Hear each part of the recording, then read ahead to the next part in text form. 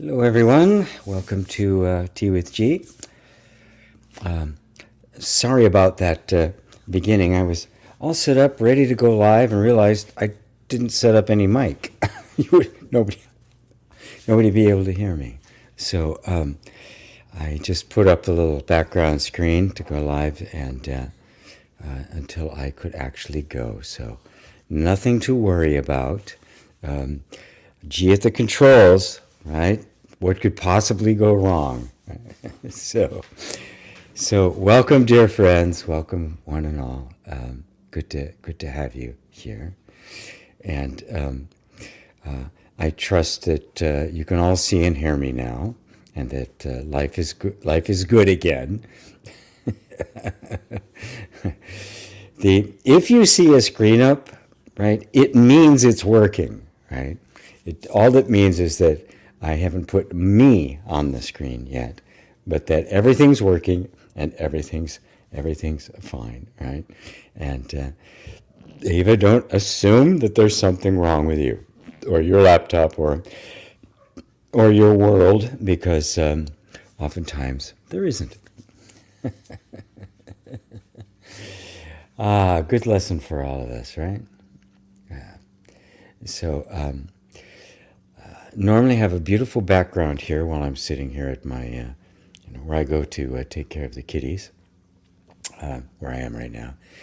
But it's very hot here in Seattle, hotter than normal. Not as hot as it's been. And if I lift this up, it gets very hot in here. So I can't put these up until later. So, yes. There's another time before Tea with G, Friday, that the subject for the discourse, the talk, what I do in the beginning is before I open it up for questions, is came to me. It's Friday afternoon, actually, and the question, "Who am I?" The question behind all questions. And I have done many live streams on Who Am I? Actually, even going back to when it wasn't video, it was audio, and I was doing conversations with G. I did some at that point too, and I think we even did one on the Om School Live with Lisa. We did one on Who Am I? And it keeps coming up because it is the question behind all other questions. It is the question that has been asked and answered by sages and rishis and enlightened beings through all of history, all of time. There's a wonderful Zen koan about a gentleman, a philosopher, a very well-educated, very capable, articulate, eloquent gentleman, very knowledgeable about all sorts of things, philosophical and the like.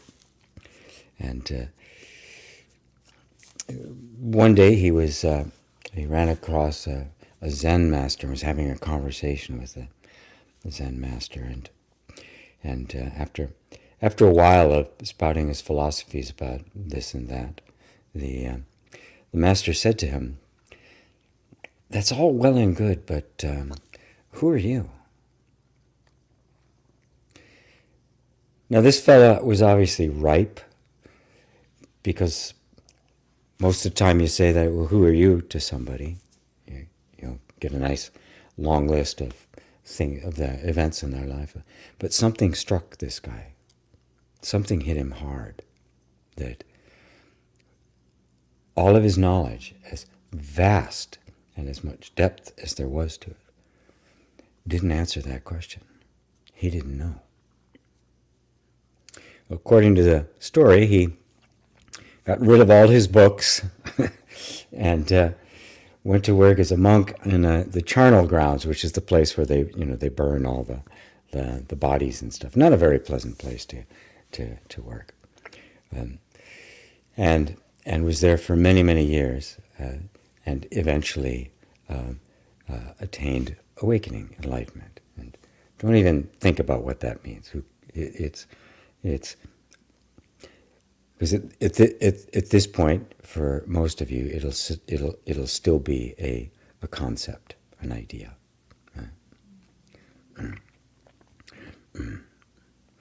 So, if I'm buffering, unfortunately, there's nothing I can do about that. It's either on, have I been completely lost? I'm not getting any information here that anything's missing, that I've gone down. The internet here appears to be working. Is anybody else, or is it just Mary? In which case it may be a little flaky on her internet side.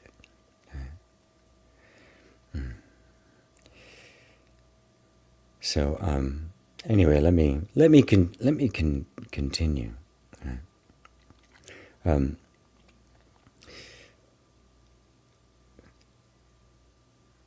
Imagine you're on a first date with someone.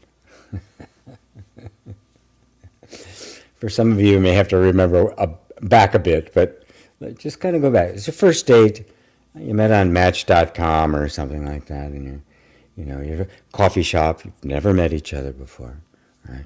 But it's going good. It's going good. Some chemistry's happening. She's really pretty. He's really handsome. It's all working out really well. Or she's really pretty. She's really, whatever combination you happen to prefer. And so somebody, one of them, he or she asks you, well, tell me about yourself. Tell me about yourself. Well, you're gonna go off, of course, all your best qualities, because it's a date, right? Put your best foot forward and all that. The things you've done and where you've been, where you grew up, and all this, all these stuff, the accomplishments you've had. But imagine it's somewhere in there, like the philosopher. He or she says, "Yeah, but who are you? Who are you?"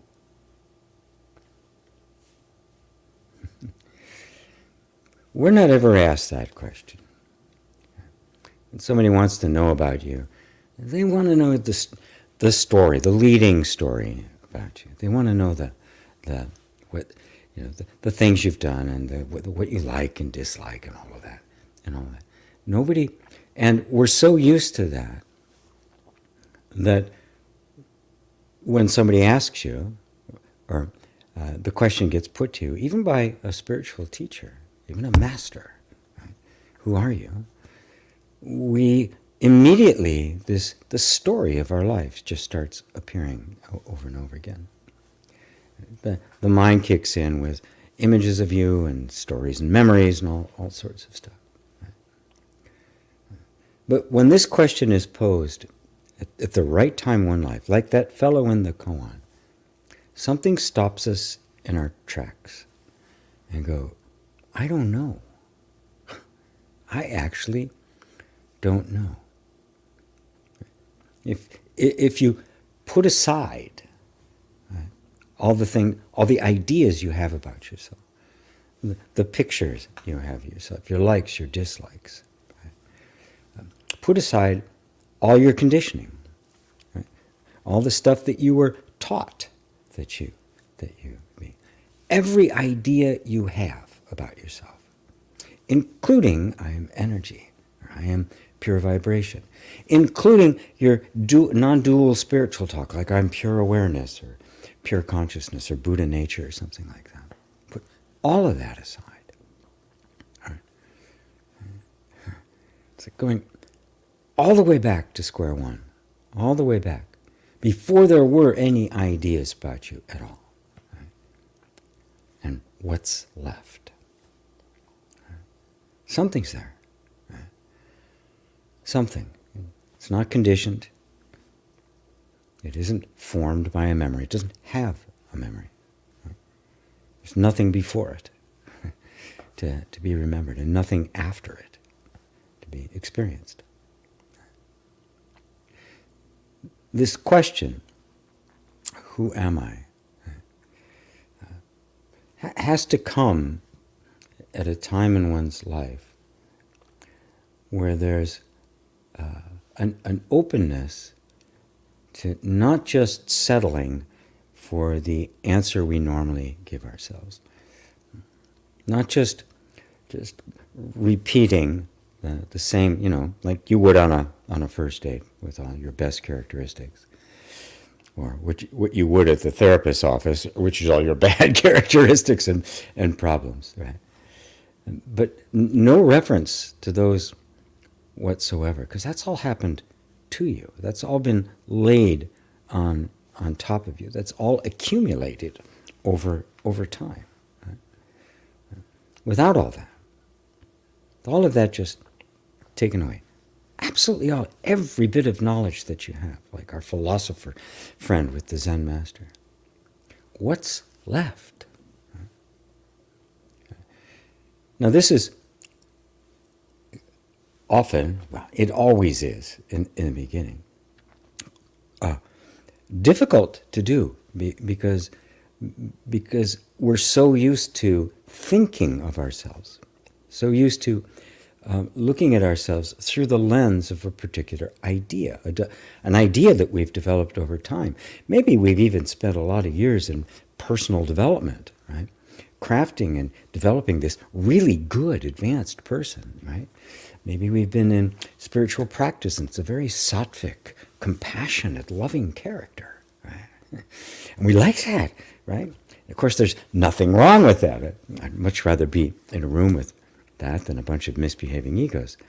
But is it you? Or is this just another identity that's been crafted? Who are you without any identity? What's actually here? On its own, not crafted, not acquired, not accumulated over time, but it's there on its own. What is the essence, that which has been there right from the beginning and has not been touched by any of the accumulated experience. This is, I don't want to call it a practice because it's not quite a practice, and yet at the same time it is something that you continue to go back to. Right? That, okay, who am I without all of that? Right? And it's a bit of a struggle simply because we're so habituated to the thought patterns coming up. And they will come up as you do that when you ask it, as I'm asking it right now. The thought patterns are coming up over and over and over again, picture after picture of you, right? But are those pictures of you, you? Is this image you see of me on the screen, me? Right? Is the image you see in the mirror, you? No, it's not you. It's an image. It's a reflection. Right? So who are you? And what are you originally like? Completely empty of all definitions. All of them. Bar none. Right? So that what's left is 100% purely unadulterated you. Nothing but you.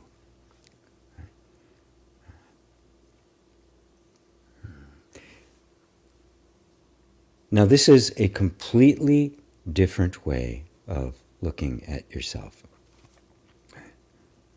That sense, and we all have it, a sense of being, right? If I ask you, do you exist? I'm pretty sure everyone here is going to say, yeah. Right?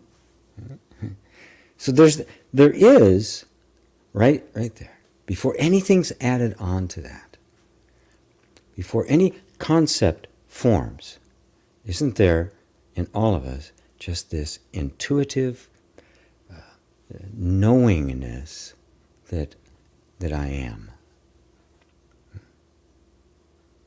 Now, did anybody tell you that?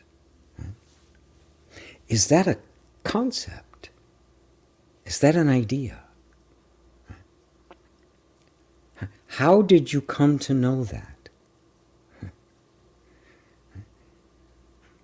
There's no idea there, is there? There's no image, there's no picture. It's just there, right? This is a non-dual recognition. This is not you knowing something else, knowing an image of yourself, a picture of yourself, a sense of yourself. It is the direct experience of I simply am. Full stop. And it's not me looking at an I am, looking at somebody else. It's just my direct experience of my own existence. And it's completely empty of any characteristics other than your own existence. Now, the mind hears that word empty and it gets all afraid. Oh, it's void, there's nothing there. It's like, no, everything is there. But before that everythingness can be experienced, our sense of ourselves, our sense of who I am, needs to be gently but relentlessly cleansed of all the places that we have identified with, believed ourselves to be. And remember, the word identify with simply means, the word identify means to make identical with. Right? So, I had an experience, it was an emotional upheaval, it had an effect on me, and I, the one who was simply witnessing the whole thing happening, became identical with the event, and suddenly I became that person. I became that traumatized individual, or that lost individual, or that lonely individual. The experiences and feelings that we all have, it's just part of a human life. Instead of being just experiences that I'm having, I become identified with them, and now it's like I imagine it to be a permanent characteristic of me. And now my sense of I, right, which is not actually the I, it's just something else. It's the thought of I, right, believes itself to be this person, this form, this character, with these problems and these, right, and came from here and did this and had these memories, and that sort of thing. Can you begin to taste the possibility that I, that sense of I, that we believe ourselves to be, right? When I say, who are you? And you answer with this long list, isn't actually you. But there's something much more fundamental that's been there the whole time, that has been aware of all of those things happening, including the identification with it, which is a very deep vasana within all beings. And yet, it itself has remained absolutely pure, open, spacious, right, unidentified, right, completely empty of everything except its own eternality and infinitude.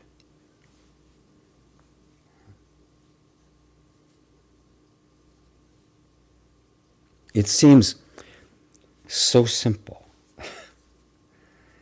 such a practice of simply bringing your attention back to that simple sense of your own being.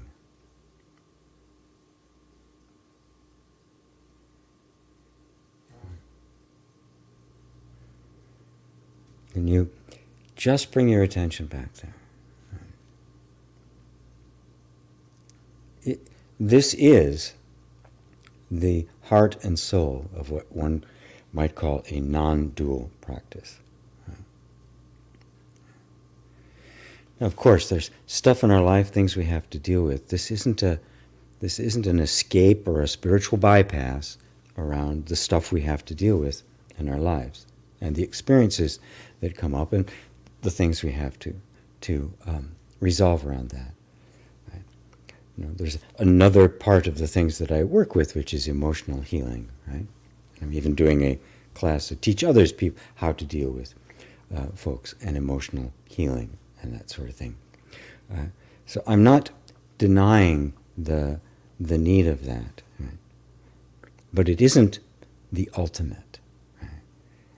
Like all things therapeutic or medicinal, they're a temporary measure, right? But they cannot even begin to approach, right, this the point that's being made here. They cannot answer the question, who am I? Because they always are engaged with the therapy and the development and the helping of the sense of who I am. Right? They're always an improvement, and they are an improvement. There's no doubt about it. There's an alleviation of a lot of unnecessary suffering. Right? But the ultimate cause of all suffering is the idea that I am my experience. Right? And at some point, even all that is no longer needed. Right? Even while it still is, this practice, this I don't even want to call it a practice. It's simply, I'm bringing my attention back to look at a place I've just not really looked, at least looked long enough. Right? Yeah, I have that's right, I know that I am. Right? Okay, great. And normally, we don't think anything of it. We walk right by it. Right? Until, the fruit is ripe, and the teacher is there and say, wait, stop. Look at that. It's a completely different way of experiencing yourself. Right? It is not based on any kind of gained knowledge. It is not one thing knowing another or describing another. It's a direct experience of knowing I am without figuring out. It's direct. I just do. How? How do I just know? It's not gained knowledge. Nobody told me. Nobody told me this. It's just here. It's different than all other knowledge. As our philosopher in the koan discovered. This is not the same as all the things that I know.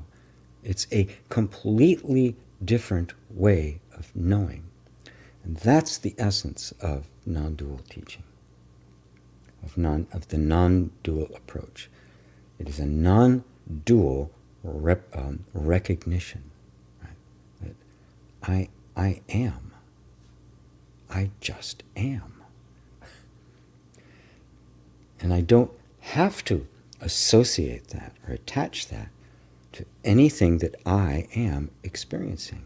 There's that I am just is. Right?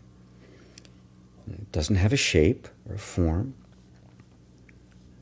When I look at it closely, does it have a history? It just is. Does it have a future? Does it have memories? Has it changed at all? Ever? But now you're asking these questions, not philosophically or even consulting some kind of spiritual teaching, but you're looking at your direct experience. You're looking at your own experience of yourself and asking these questions, and the answers to the questions are coming from that. Well, no. No, it doesn't have a concrete shape. It doesn't seem to have started some point. It doesn't seem to have any boundaries. It's just this is. It just is. Right?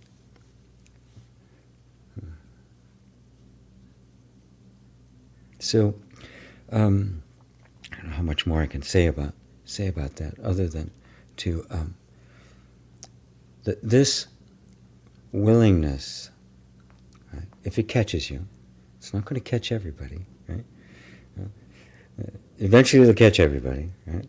But the times has to be right for everyone. If it does, then it's something, it's going to occur to you, right? You don't even have to turn, okay, every morning I'm going to do this. It's not going to work like that. You can't regiment it like that. If these words have sunk in somewhere, if they've resonated somewhere, then it's in. They're in, and they're going to do their deal.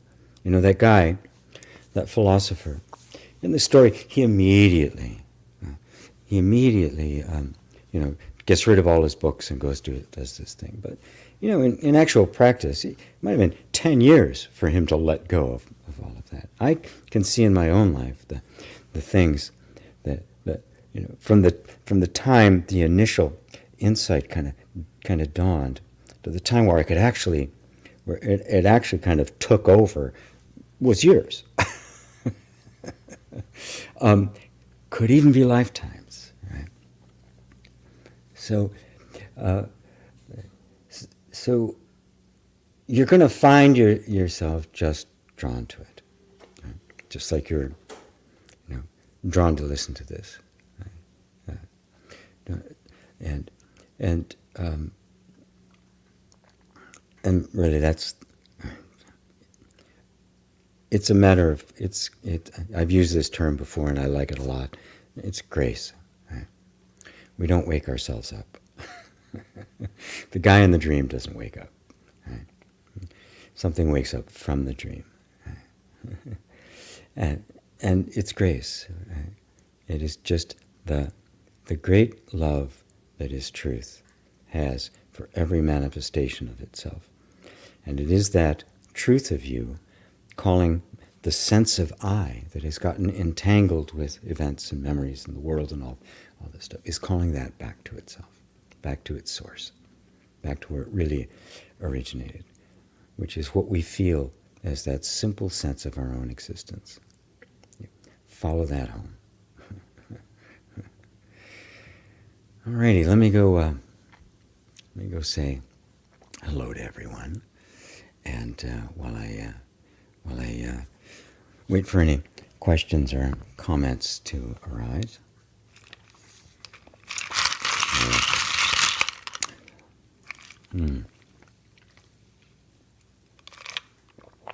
Homemade almond milk iced latte. Everybody knows what a fan I am of lattes.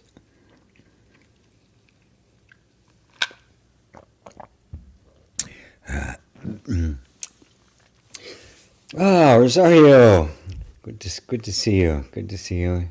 And there's Ava and loved by God. Indeed, we all are. There's so much love. Yes, Liza, hello to you. There's Roberto, being nice enough to tell me that I cannot compete with the Euro 24. Especially when Spain is playing England. So I will. Satsang will have to wait until after the match. I totally understand. I totally understand. I once did an event at the same time Michael Jackson was doing a live concert on TV. Needless to say, I couldn't compete with that. Wrong day to create a live event if you want people to come. So there's Mary. Hello, Mary. And there's the questions about whether it's going or not. I hope I've put that to bed now. I will sometimes put up these. The image before I start, just to get myself ready, Or in today's account, I didn't have the microphone hooked up. I was sitting here all ready to go. don't assume that there's something wrong on your side. And oftentimes there is. It could have been, but I'm getting no indication that there's not anything wrong with my internet. So there's did I say hello to Mary? Hello, Mary, again? Yes, hello to Mary. And there's CM, hello to you. And Mary again. GM says, can't be hotter than a heat wave in Europe, 40 to 42 for a week now. No, it's not. That's not that hot. But when it gets into the 90s, I don't know what that is in Celsius. In the Pacific Northwest, that's hot. We're not used to it. And I think we have had about 10 days in a row without a cloud in the sky. Highly unusual for the Pacific Northwest. So anyway, Mary's back on. Everybody's connected. Everybody can see me. All is well. Good sound too, loud and clear. Good. Mary had to reboot. Just like sometimes we have to reboot our lives. So, Savvy Stacker, hi GP in chat. I should have set an alarm. Lost track of time and now I'm late. Don't worry about it. Yeah, but you should set an alarm. Yeah. Loved by God, I am energy. Yeah. Actually, if I can just stay with the theme here, our non-dual awareness. Even energy is just a concept that we have. Yeah. You realize, of course, that energy is just a concept. In science, it's a unit of measurement. It's like saying, I'm just nothing but feet and inches, or I'm just nothing but centimeters, right? Nobody knows what energy actually is. Right? Now, this is true of all scientific knowledge. It is, nobody knows what an atom is, right? Know what it does, right? And the subatomic particles and the like. Because there's no thing there that we can conceptualize, and our minds need a thing. Right? And so we have this idea of energy or vibration to kind of point our attention towards this universal substance that in and of itself has no form, right? Has no shape, but can take any shape, any form. But never takes any form or shape permanently. As a matter of fact, the form and the shape is constantly renewed. So that you could actually say, there's no thing there ever. I don't know if you follow that, right? But there isn't actually a thing. There's just this flow and this flow is taking a shape that over time changes so slowly that it looks like there's something actually there. Right? But it's just a transformation that's taking place over time. And there's never anything there. It's kind of like, you don't buy a light bulb, put it into the lamp, turn the lamp on, and then you can turn it off because it's filled the room with light. Right? Oh, the room's filled with light. I don't need the bulb now. I won't wear it out. It's a constant flow. The moment you click off the light, it goes dark because it's not a thing that's there. It's a flow that's happening constantly. Right? And so energy then is just an idea we have to try to wrap our minds, which are always oriented towards some kind of an object, and kind of give us a handle on something that isn't an object. It's not a thing at all. But if you look closely, you'll notice that there's something aware of the energy, isn't there? And the concept energy and all the forms. Which means there's something that's even more subtle than the energy, right? That you can't refer to as energy. There's something more subtle than space itself. And what's more subtle than space? And yet, there's something there that is aware of it, right? And isn't that something that's aware of it you? But not the you think you are, but that awareness of even the most subtle things like formless energy or pure vibration. Right? Things so subtle, feelings so subtle, we don't even have words for them. And yet, no matter how subtle it is, there's something aware of them. And that something is you. And you see, no concept can ever capture that. Even the concept of energy. Nothing can capture. It is the place where it simply goes beyond words. There are no words. There are no concepts. There's no form. There's no beginning. There's no end. There's no boundaries. There is just the void of pure being. Just being. As Mary said, there are no words. Yeah. Maria says, beautifully explained. Thank you, Maria. Thank you very much. When you say that, beautifully explained, it makes my heart feel good because I know that means you have grasped it. You have understood it. Otherwise, you couldn't say that. It'd be like, what's he talking about? Right? So it's not so much me explaining as it is you finding in that the resonance of your own empty, pure beingness, which is the same as mine. Even yours and mine are irrelevant there. Right? That's all happening in the realm of forms and manifestation and all that, which is wonderful. It's part of the deal. Right? But it's not the essence of it. You are the essence of it, the true you, the reality of you. So, hello, Jonas. Hi to you. I think that's a hi. Yeah, hi with a heart. Very good. Lisa, gee, personal question for you. Since your ex-wife was a good astrologer, was she able to ultimately identify your guys' divorce in an astrological chart? If she did, she didn't tell me about it. Right? And I don't think she did. No, I don't think she was looking for that. There are one of the things that even she would make clear, and she was a world class. I mean, she consulted with two of the presidents of her country. Right? They contacted her for consultation while they were in office. So she was well known. She was very well known at a TV show. She was known all over the world, in the Spanish language world, anyway. She even said that astrology, if somebody is still in their conditioning, right, and there's no kind of awakening of consciousness that takes place, she can just absolutely pinpoint with exactly what's happening in their life.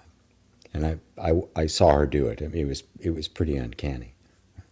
But once awakening begins to take place, consciousness begins to emerge, and there's a sense now that is not completely tied to the conditioning. She said, all bets are off.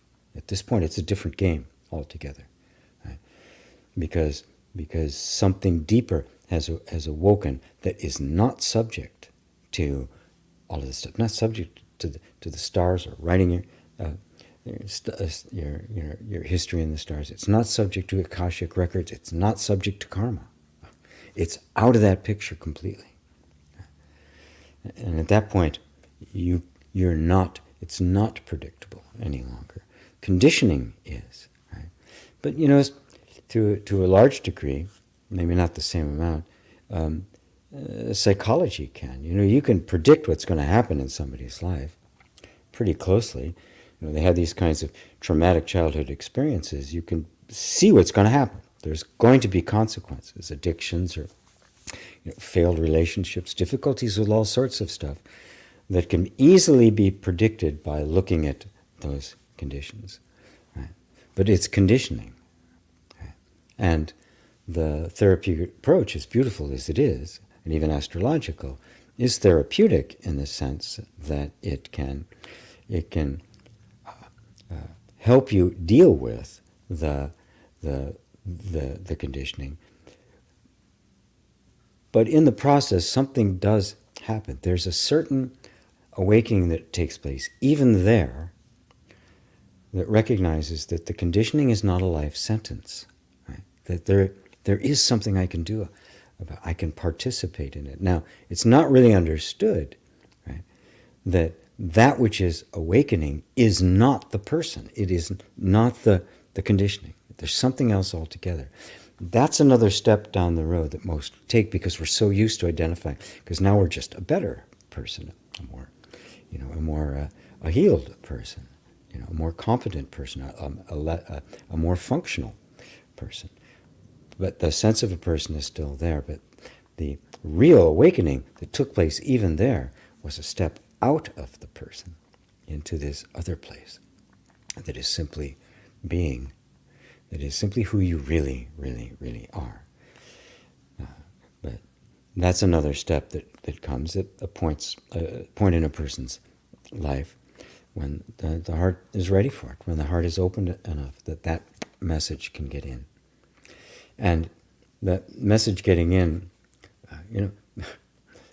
God has no commitment to any form, right? It's no attachment to appearing in any particular way, right? God, the truth of your being will appear as a book, as a comment from a friend, as a moment, as a teacher or a guru, as a sudden insight, right? All of those are the appearance of grace or God in your life, in bringing about the ultimate awakening, the ultimate recognition of who you really are, which is one with the very truth that is waking you up. You're not separate from it, although it feels like that at first. So that's what I have to say about astrology. I met a palm reader too, who was uncanny, right? Many folks like that, who within the context, the proof was in the pudding, right? They would do this stuff, and they were just dead on accurate. But it has a limit. It's only so far you can go. It cannot tell you who you are. That what was there before that sense of a person and conditioning and all of that arose. What was there originally? Before any life, however many lifetimes you've had, right? God knows, right? You were there before all of them. You've been there during all of them. And if multiple lifetimes is something that resonates, if something that you believe, I would ask then, in each one of these lifetimes, you really believed you were that person, didn't you? Just like this one, right? This is who I am, right? Just like this one. And yet that's completely gone, and now you're this. You could have been a different race, a different gender, on a different planet, for crying out loud. Who knows? Different time, right? Future, past, right? All of that, right? Could have been completely different. And that still some sense, I am this, would have been there. But what's also there is simply the I am, full stop. Not I am this or that, but just I am. I just am. Right. Enough about it. Thank you, Liza. Thank you. Mary says, I've been practicing reminding myself that I have no past and future, and empty myself of all the thoughts about it, and I come to exactly what you're talking about. That's the emptiness, right? Now, the mind, right? Our habits of thought, that's all the mind is. It's not a thing. It's just habitual patterns of thought, right? Is afraid of that emptiness. Right? Because there's nothing there. There's nothing to look at. There's nothing to touch. There's nothing to identify with. There's no point of reference. It's pure being, pure emptiness. Right? That is not going to be a comfortable place for the mind, right? For our habits of thought and identification. But from there, you can identify the habit of identification and go, there it is. there's this impulse in me to identify with some form, some character, anything, something, to be somebody, which is one of the fundamental vasanas. That very quiet impulse to identify, to become somebody, is what gave rise to every single life you've ever had. It's that fundamental. Buddha pointed to that as one of the three causes of suffering. Attachment, wanting, craving, right? Or wanting to hold on to. Aversion, pushing away, I don't want to get away, resistance to what is, or trying to get rid of things that have accumulated. And the third was becoming someone. I'm going to be someone. I'm going to be this. I'm going to do this. The world, I want this world to look like this. I'm going to do all these kinds of things. I'm going to meditate for 5 hours. I'm going to see colors and all sorts of things like that. Yeah. That is a cause of suffering, because what you're trying to do is take the infinite and stick it in a box. It's never going to feel comfortable, right? Those shoes just don't fit. Right? And this is the discomfort we feel.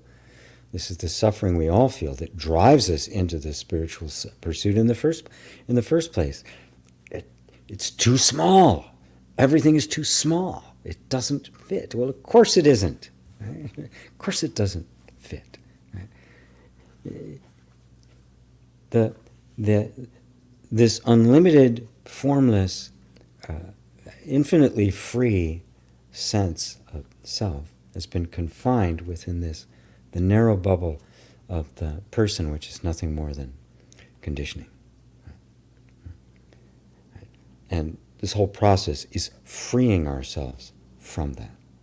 Freeing ourselves from the person we think we are doesn't get free. We get freed from it.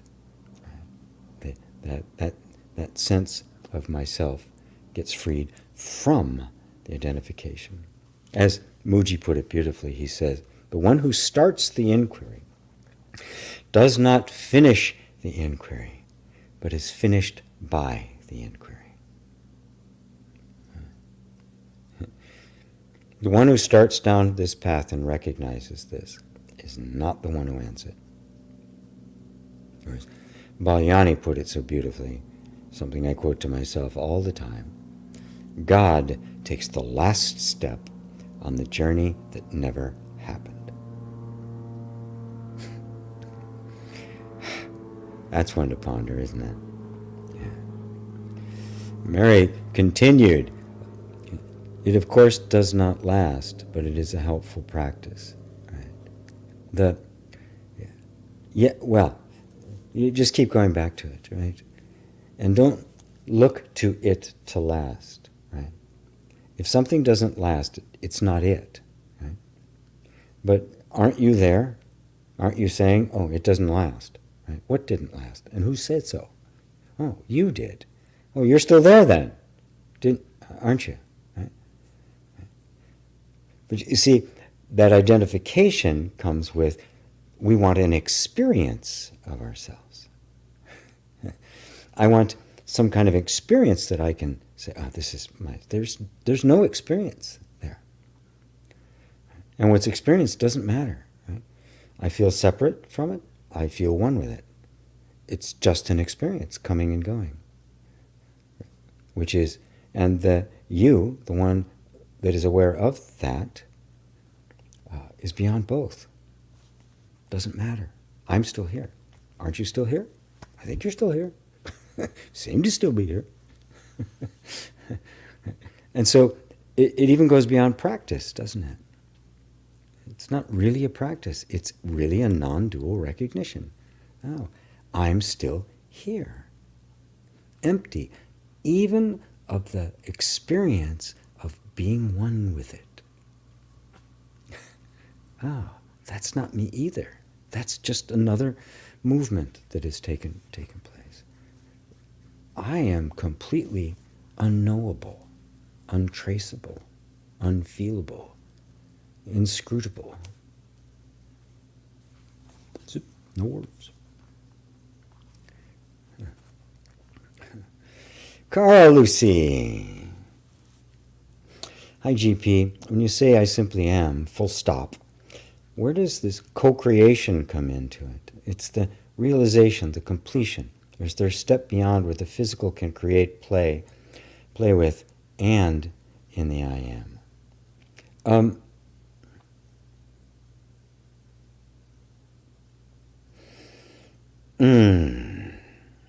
Let me continue with the I am part of it, all right? Because obviously, all the rest of it, co-creation, manifestation, and all that, depends on you, doesn't it? It depends on you have to be there first, or none of this means anything. Right? The idea of co-creation has no meaning other than the meaning you've given it, based on your, what you've learned and that sort of thing. So if you set that aside, co-creation, right? Because in order for there to be co-creation, there has to be two, doesn't there? Right?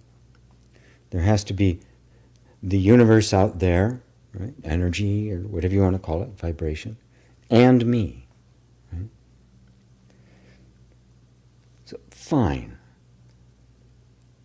In what I'm talking about now, right, I'm bringing all of your attention to the I am part of that equation, right, to the me part. Right? And temporarily, at least, setting aside any idea of as an act of desire or intention or will, manifesting anything. Right? To just be with the pure being. Just you, and nothing else. Right? All that's fine later. And under different circumstances, in a different setting, I would talk about that. But it is down a couple of steps. Right? You hear Eckhart Tolle talking about manifestation. You've done a little course on it. I have too. Manifestation. I even have one, I think it may even still be available, called Your 4 Amazing Powers of Creation. Right? But it all depends, with Eckhart Tolle, he says, the first step is to be completely content with and at home in the now. As long as in the idea of co-creation or manifestation, there is a desire to get something, right? Then you, who are inherently whole and complete, have projected something onto your own happiness and completeness and wholeness onto some external object that now I need to acquire in some way in order to be whole. Happiness, right? Contentment, fullness, right? They all boil down to that. We may think it's a person. I need a good relationship. I need more money. I need better health. I need more opportunities, or that sort of thing, right? But all the projections that out there is something that will complete me, which means those are all a manifestation of the sense of me being an incomplete person. If you start from there, the only thing you can possibly manifest is the experience of an incomplete person. Because that's the root of it. None of this other stuff would be happening unless that essential belief was there. Okay? So what this inquiry does is say, well, am I truly incomplete? Who's this I am identified with that is incomplete? Is that who I actually am? And the more that engages your attention, the less you are concerned about getting it externally, which means the less you're concerned about manifestation and co-creation and the like. And the more interested you are in knowing who you are inherently, actually are, right? Not identifying with something, but what you really are, right? Which doesn't require identification because it just is. And what then happens in our human lives when that sense of absolute wholeness is established without requiring anything else at all, without it being projected on anything external, that it is completely and inherently what I am. I am the wholeness. What would happen? What would a life look like from there? Right? At that point, you're not trying to get anything, right? But everything is manifesting that wholeness. But now, there's no attachment. There's no grabbing. There's no greed. There's no need to get anything. It's completely open. You're free from all attachments. You are just free. Things come and you're completely content and at home and at peace when things come, which they will, and go, which they will. Everything's coming and going, isn't it? So if there's any dependence on external things for my happiness is going to come and go. Of course it is, because this is the nature of all things. They come and go. Right? They are impermanent. By nature, this is the way it is. So the idea that somehow I can get my vibration to a certain point where all this stuff is going to come from me and not leave is absurd. Right? It's a complete denial of reality. It's an attempt of the ego to establish something that can't possibly be established, which is the permanence of impermanence. Can't be done. And yet that's the attempt that is made when the sense of incompleteness tries to find completeness externally to it. Right? And in some instances, it's metaphysics, and so it's the law of attraction or vibration, and that it can be a therapeutic. It can be taking massive action, and be a Wall Street broker or something. There's a million ways in which that manifests itself, and it all starts from exactly the same place. Right? Right? In that place, I go, who are you? With that question answered, the rest just happens. Right? I use the analogy of the wake of a boat. You don't get into a boat to make a wake. You're spinning around in circles. You're going somewhere. Right? And in the act of going somewhere, all your attention is on where you're going. Right? And you're making a wake. Right? It's going to happen. Wakes happen. They're part of the deal. But you're not there for the wake. The wake is unimportant. Right? It's where you're headed. Right? You're headed home. You're headed back to yourself. And in that process, there'll be all sorts of things that'll happen. Right? All sorts of miraculous things will happen. But there'll also be all sorts of things that happen that you weren't hoping were going to happen, because it's part of the process of peeling away the layers that aren't you. Right? The delusion we are all living under of being this separate self. That has to fall away. And sometimes, grace is fierce. Right?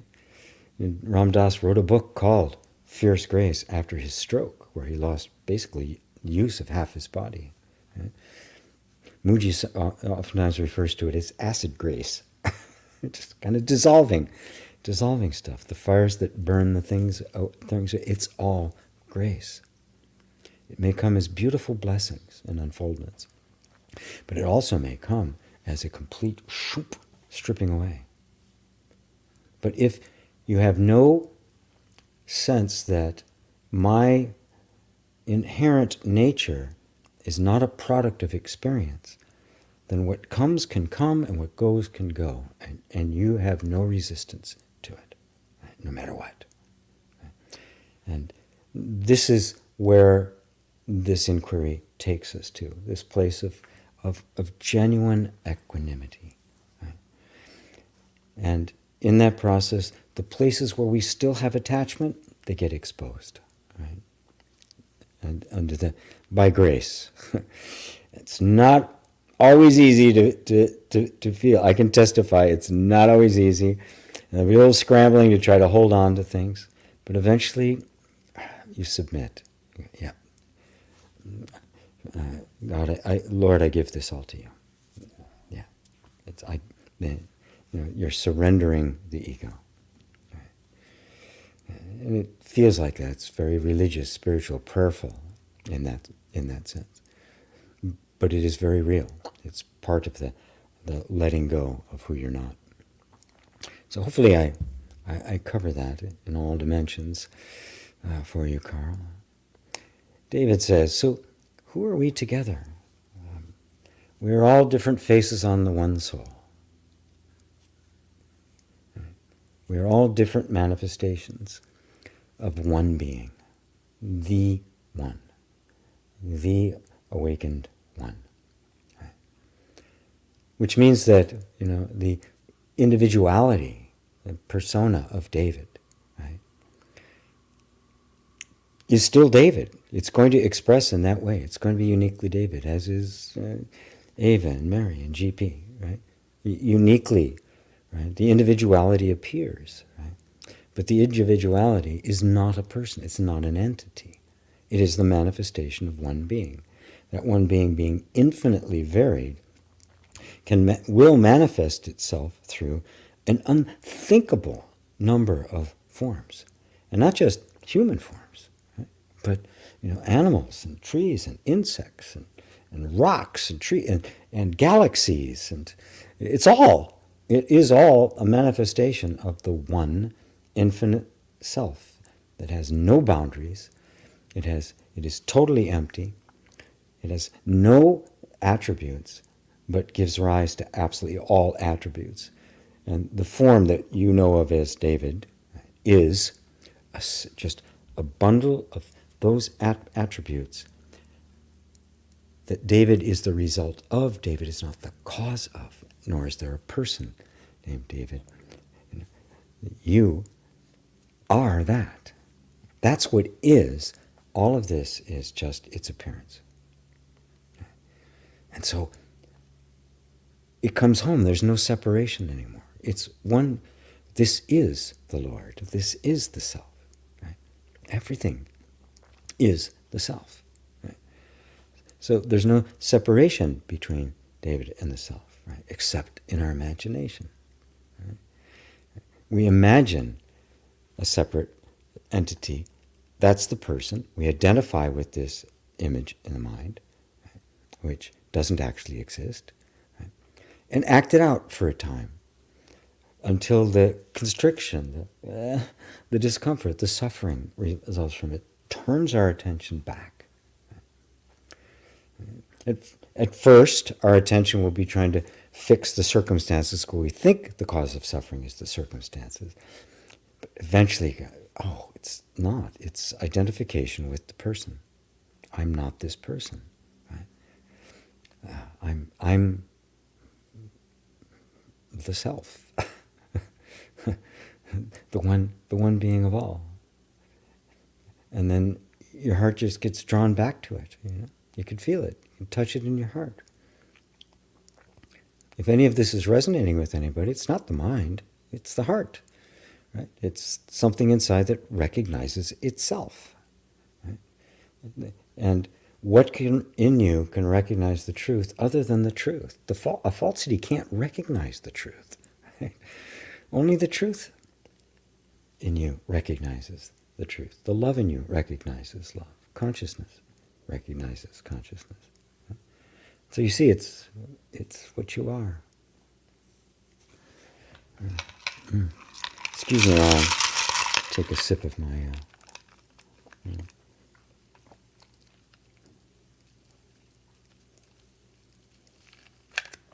Karen says, I am struggling with cruelty to animals and children. It keeps me from focusing on letting everything go and accepting this as part of life. Have you any guidance, please? 104. Okay, well, yeah, I don't think I've ever had that here while I was here. Wow. Although my other son lives in Phoenix, so I go down there, and 115. Yeah, I do, Karen. And this is a big one. It is, how do we possibly resolve that the incredible cruelty, brutality, inequity, the greed, the selfishness that's not only just evident around us, it's institutionalized. Right? It's even regarding itself as being virtuous, that this is the way it's supposed to be, this is the way God made it. Right? It's interesting that they've finally recognized the sheer amount of trauma, of PTSD, that are being suffered by the people who work in animal agriculture, in the slaughterhouses and the like. Right? That the effect that has on them is actually traumatic. There's a shutting down, a disassociation. That it is simply not any way that anybody should live. Now, it's recognized because the obvious symptoms of PTSD, the same as combat veterans and abused children, is present in this group of people. It's now been noticed, the study, that it's big enough that it's gotten some attention. Right? So it's completely unnatural for us. Right? Something really forces us out of shape into being able to inflict cruelty on the innocent, on those that can't protect themselves. Some horrible thing has happened. The studies of violent criminals have revealed uniformly across the board that all of them, all of their heinous acts had been done to them or people really close to them in their family. They'd witnessed all of this. Right? And it became so ingrained in them that they repeated this pattern. Right? So, what if, and Mary wants to answer this, the answer for this as well. What if the remedy for this, the cure for this, for the entire world, was you coming to recognize who you really are?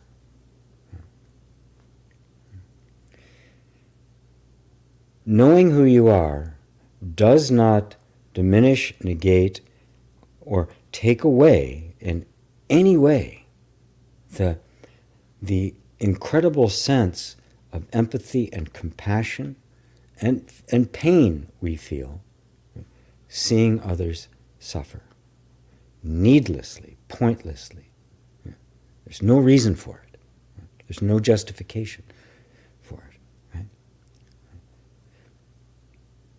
Now, there's a thought there that says, but if I actually withdraw my attention into who I really am, that somehow I'm negating that. I'm bypassing that. It's not true. Where else is there going to be a solution? Right? Yeah, some people may become activists in some way, become a therapist dealing with people with trauma. I find that a great part of the private practice I do, doing private sessions with people, are people with deep emotional trauma that happened because of childhood abuse. Some real horror stories. So it's not I'm not ignoring it, of course not, right? And I'm meeting them right where they are. Right? I don't start out with a non-dual conversation of saying, no, there's nobody there, there's nothing here for you, right? It's all an illusion, it's all a dream. I wouldn't do that. We grow into that place, right? But just look for yourself really carefully, right? Just noticing right now the sense of your own being, I am. And noticing that it's a non-dual recognition. I just know. Because I am. It's not me looking at somebody else. It's me experiencing myself. I'm not It's not subject-object. It's not, it's me. So it's direct.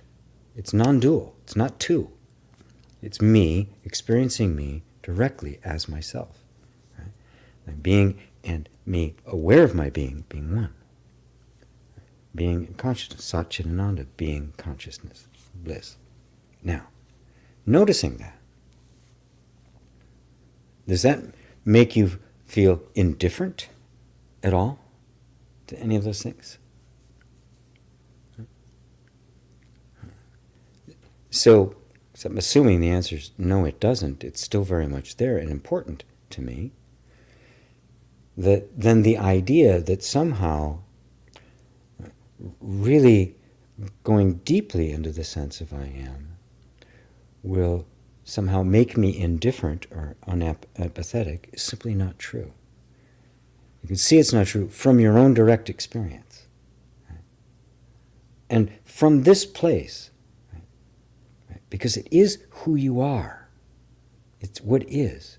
There's no more powerful place to be, is there? You're standing on what is the truth. Not on an idea, not on a philosophy, not on a concept, not on an economic system, but on the truth of your being. There is no more powerful place to be. And what do you find there? Do you find cruelty or indifference? Or do you find an even bigger sense of love and openness? And a deeper desire to help? And you can touch the bodhisattva vow. Suffering beings are numberless. I vow to save them all. That open-hearted, the bodhisattva in Zen, the hero of Zen, is one who seeks enlightenment for the benefit of all beings. There's another name, arhat, for someone who seeks enlightenment for them. I want to wake up. Right? I want to be enlightened. I want to go into nirvana. And it's a path. Right? Right? It's a part of the lesser vehicle, but it's a path. Whereas the motive, the intention, the desire for the bodhisattva is unselfish. It's not just about me. Right? I seek enlightenment for the benefit of all beings. Right?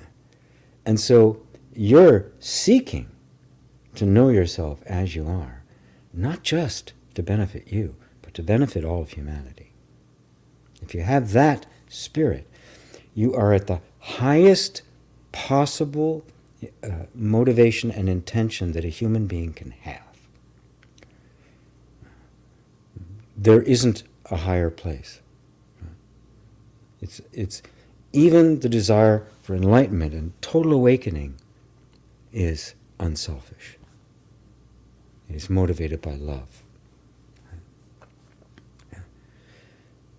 Which would even make one redouble their efforts. Realize it's even more important. Right? That this individual quest for freedom, for genuine freedom, isn't just about me. But this is the liberation of all humanity that I am seeking. Right? This is the whole enchilada. And a lot of, for many of you, maybe all of you here who have a big heart, this gives us permission to walk this path of discovering who you really are, knowing that at the same time you are discovering who everyone is, that you are liberating you and liberating everyone else simultaneously.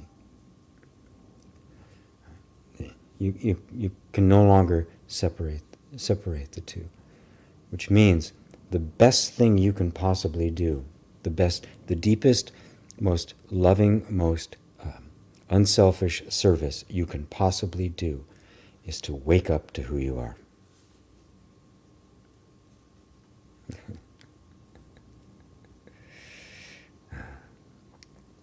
So,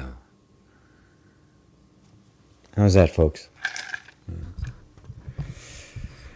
Does that kind of bring it all back around, bring it all back home?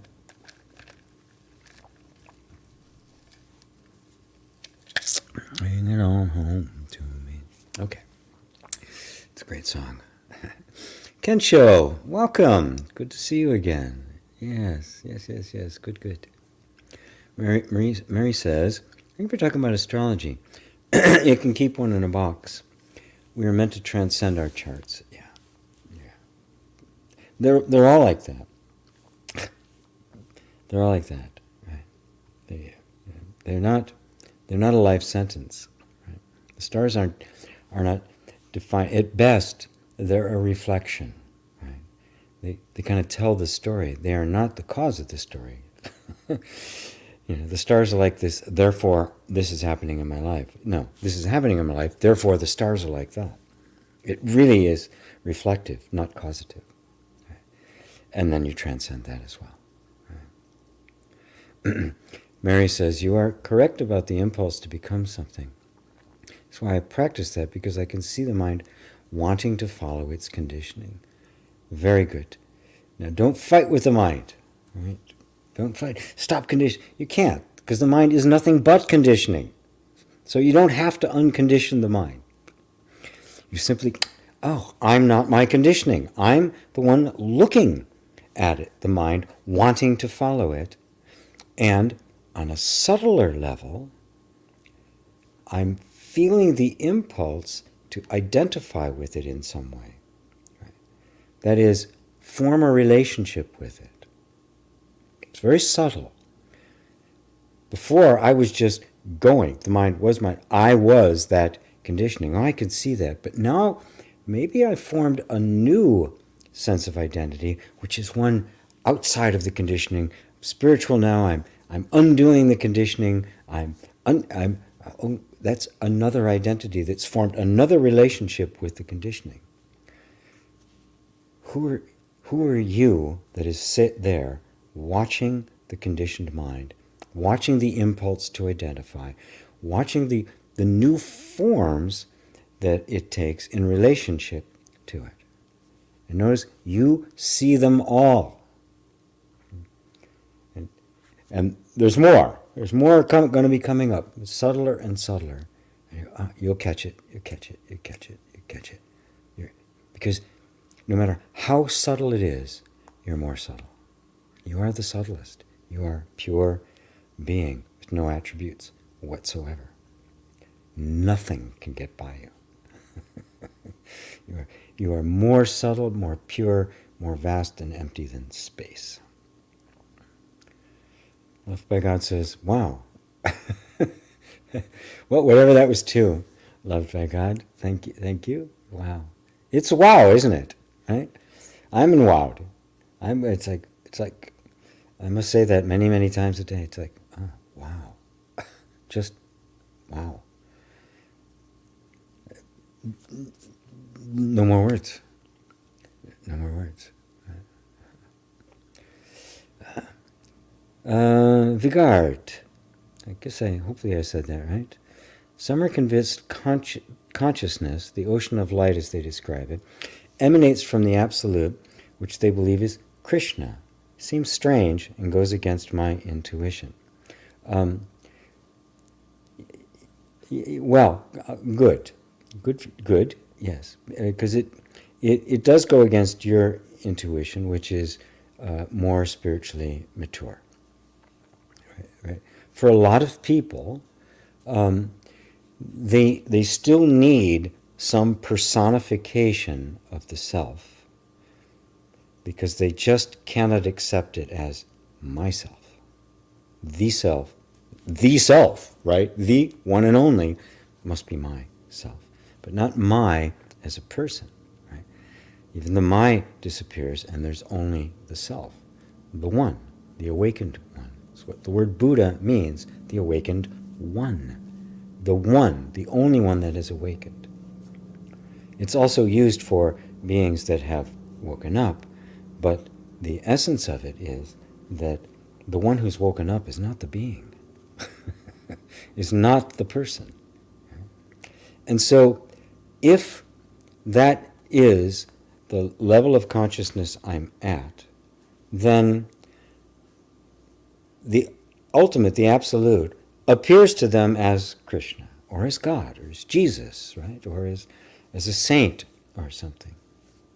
Like I said, God doesn't care. God has no attachment to any form and can take any form based on the heart's need of the seeker. If they're sincere, God will take that form.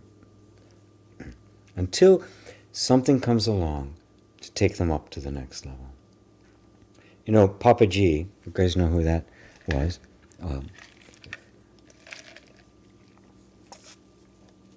A great master, the teacher, the master of Muji, and the student of Ramana. Pretty good lineage there. From the time he was a child, played with Krishna. Now, I'm not kidding. Even into adulthood, when he was with Ramana, Krishna appeared to him just like talking to a friend, like somebody real. For him, absolutely real there. Hard for us to imagine what that was like, but that was his reality.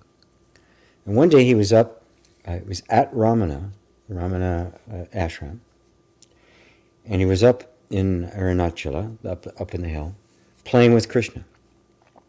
And he came back down. As he was coming down, Ramana was coming up. And Ramana said to him, well, what you doing up here? And he told him. He said, yeah, I'm playing with Krishna. Told him the whole story. He said, we're playing with Krishna. So is Krishna here now? And he said, no, he's not here now. He said to him, anything that comes and goes can't be real. Find what doesn't come and go. And it shook him to his core. But it put in motion what not much later became a full awakening, and he became Papaji, the teacher of many people, including Gangaji and Muji, and others as well. So it took the form until it didn't need to anymore. And somebody, in this case Ramana, a better person, took him to that next step. And so, right, that's not you, right? Goes against your intuition. Your intuition being the sense of truth. It seems closer to the reality, and just the beauty that truth will appear to the sincere heart, right, in a way that will guide it gently out of all of its illusions into the truth. But the key here is a sincere heart. Can't be arrogant, can't be greedy, can't be lustful, can't be attached, can't be power hungry. Right? It's not sincere. Right? It's not even a seek. For most of those people, the seeking doesn't even occur to them. But at some point, we all have to, when it does occur, and we do start down this path, we will be confronted by our own arrogance, our own pride, our own attachments, our own greed. And it's like, oh dear, oh dear, oh dear. Right? But within the context of bringing you to increasing levels of genuine sincerity. Okay? So that with a whole heart, you can say, Lord, replace me with you. Just a complete open-heartedness, a complete submission to truth. Not to a person, but to truth. Yeah. Yeah. Mary says, I'm still here. That's the pull of conditioning. I get it. Yep. There it is. Right? It's not you. Right? It's subtle. It's tricky. It's tricky. Mischievous little guy. It's tricky. Right? And it'll catch you. Right? But it can't catch you forever. Yeah, it can't get you. It can't catch you forever. And in fact, every time you see that you've been caught, you'll be even more grateful. Right? You'll recognize that this is the path. Right? and even let go of our ideas of some peak experience, some definitive aha moment that we can call enlightenment sometime in the future. Right? Just put all of that aside. My ideas about what it's supposed to be, and just right here, right now. What's this moment? I see this sense of identification that I've been identified with. I can see it now. I let it go. That is enlightenment. Happy. That's the awakening. That's it. It's this moment, just as it is. Don't project anything in the future or looking at anything in the past. Don't make up stories about the glory, the Hollywood version, special effects of enlightenment. Right? Just forget all that. Doesn't matter. Right here, right now. I see that. Thank God. Thank God. Thank God. Thank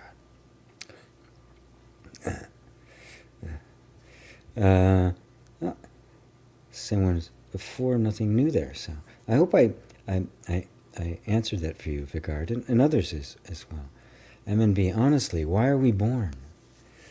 I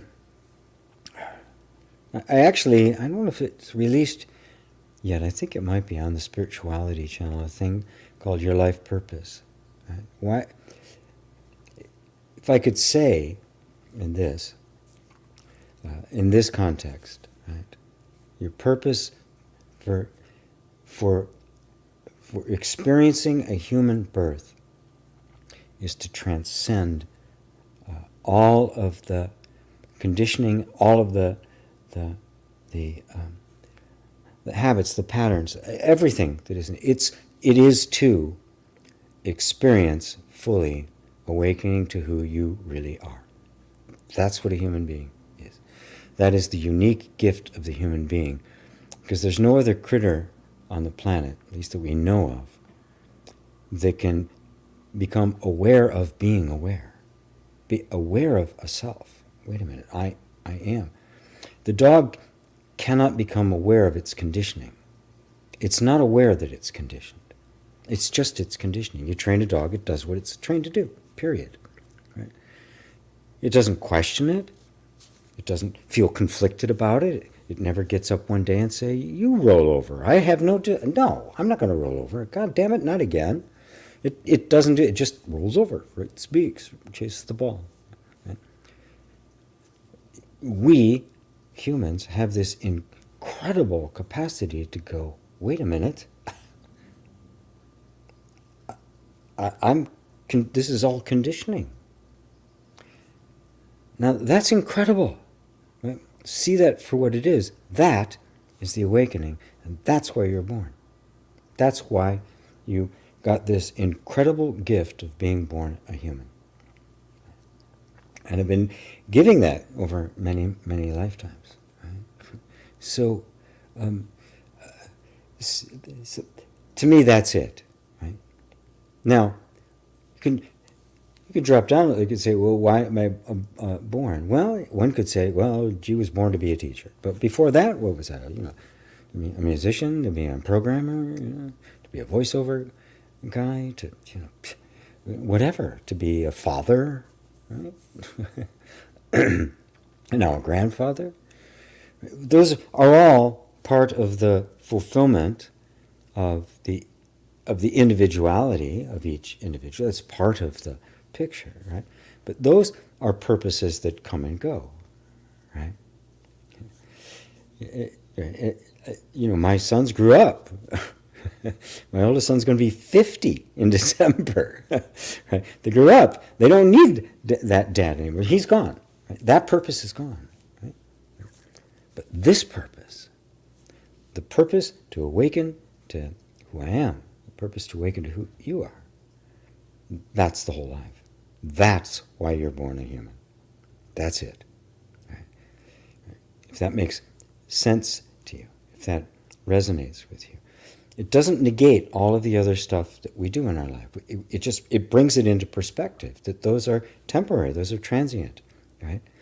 We can have different missions and different purposes throughout our life. Right? But this, the whole thing, it's all about that. Right? And when you see that, and that becomes your focus, it will harmonize and enhance, amplify all the little purposes that appear and disappear throughout our life. It'll give them a different flavor, a different character, a different taste. Does that answer it for you? It's a big question of everybody, right? I mean, it's a question, who am I? Why was I born? Who the hell am I? What's this about? What's the point? Right? I mean, just this dust, right? This little speck, over 13.8 billion years, this absolute meaningless blip that comes and goes. Is that it? Or is there more to it? Not an ego-based more to, I'm very important, I'm going to leave a legacy or anything like that. It's just the very fact that I am aware of being aware. Right? Wow. Wow. It kind of stops you and try, what's that about? Right? And if that catches you, you're hooked.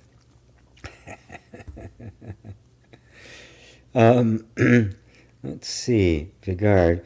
Seems strange. How could a source have a name? Stranger Bhagavi says it too is the as it is version. Supposedly the unfiltered one, some claim.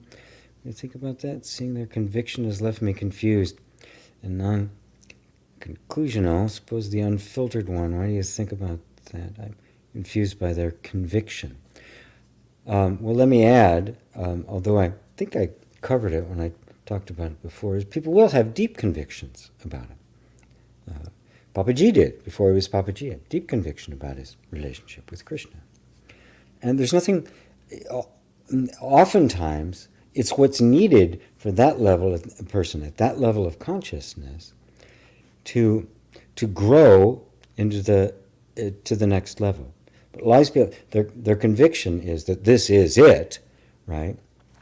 And that stymies them. They don't see it as just this is how truth or God is meeting them in that moment, right? And they don't realize that no, there's more to go. There's a whole, there's a big deal here. There's a big deal. And this fundamentalism comes in there. This view is the only view. This is what God is, period. This is what God is, my version of him. And there is nothing else. Right? And really get stuck there and stay stuck there until there is sufficient suffering. And that is the cure. That is the cure to it. At some point, you simply can't, because you can't find a way out of the suffering. Something opens up. The heart just cracks open, and boom. There's a willingness to truly surrender to the truth, whatever it is. I'll let go of any idea I have, anything that, even my most cherished beliefs, because this is unbearable. And sometimes it has to get to that point, and I can testify that personally. Sometimes you're just a hard rock to crack, right? But God has jackhammers and is more than happy to use them.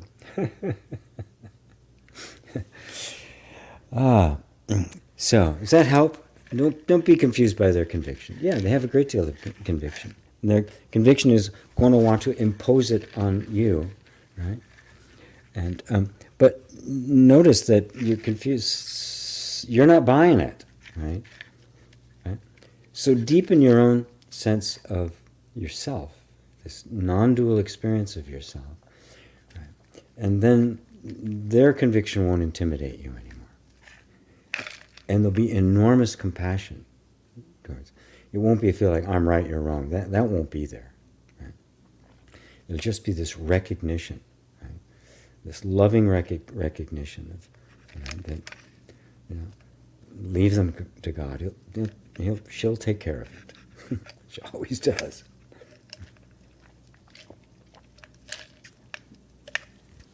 Carl says, just being with the pure feeling feels like I've been given a brand new BMW and just leaving it in the drive. I'm okay with leaving it there, as I am complete with or without it. Just seems futile. Yeah. Who said it's futile? Right? Right? There's a feeling there that it's futile. Right? Now, can you see that behind that is a movement of the mind that wants something? Right? Oh, this is futile. What is this giving me? Right? It wants something. Right? I'm okay with leaving it there. Right? It's like, I got a brand new BMW, but I'm just leaving it in the driveway. Right? Notice the attachment to the BMW, to the things, right? The attachment to the things of this life. Now, there's nothing wrong with the things of this life, but if we get attached to them, we suffer because they come and go. Right? Or in some instances, you simply can't attain them, right? For whatever reason. Right? You try and try, but you just don't find that good relationship or the job that's satisfying. Right? And you go, oh, I must be doing something wrong. You beat yourself up again. You try again over and over and over and over again. Right? So, well, these guys got it. Why not me? What's active there is this sense that somewhere, somehow, out there, I'm going to be able to create a condition that isn't going to change on me, that's going to bring me happiness and stick around. Is it true? Have you ever experienced that ever in your life? Has anybody ever experienced that? Nobody has. You look at multimillionaires and billionaires. They're not happy, right? If having a lot of money made you happy, these guys should be so ecstatic that they stop trying to make money. They'd just be beside themselves. They wouldn't do anything anymore. Why would you? You're just so happy. You just, But it's not the case. I want more. I want more. I want more. There's this incredible discontent that manifests itself as greed. Right? And it's, and it in all of us. Consumerism is greed. Right? And greed is not the extreme stuff we see, the Wall Street broker and mega corporations, CEOs and the like. That's the most graphic example of it. Anytime I think that something external to me is going to bring me some kind of happiness or satisfaction, that is greed. That's what Buddha meant by it. Discontent. Right? The discontent comes from the ignorance of not knowing who I am. Greed arises out of that, of the illusion that there's something out there that's going to satisfy this discontent. And we pursue it lifetime after lifetime after lifetime. And even and now we have even more, interesting and romantic ways of getting it, like law of attraction and raising my vibration. It's a different way of doing. Get my vibration. But you don't get the vibration and say, that's all I care about. It's so I can get the thing, right?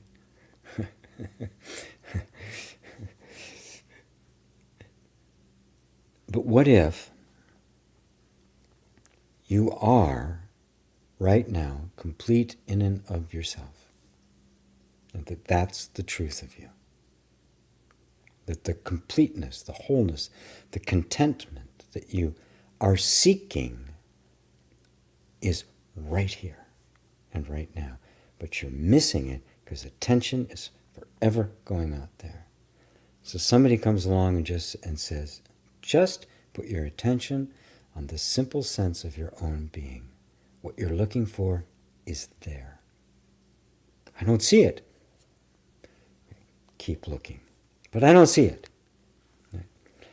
I use the example of when they, I think it was the early 2000s, they pointed the Hubble telescope at a tiny little patch in the sky, no bigger than a postage stamp, that was empty. There was nothing there.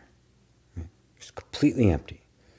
And so they focused the Hubble telescope, which is not a cheap endeavor, for a month on that one spot. Just keep tracking on that one spot. Right? And little by little, images began to appear. And by the end of that month, they had found 2,000 galaxies. How many trillions of stars is that? 2,000 galaxies in a place that was thought to be empty, nothing there.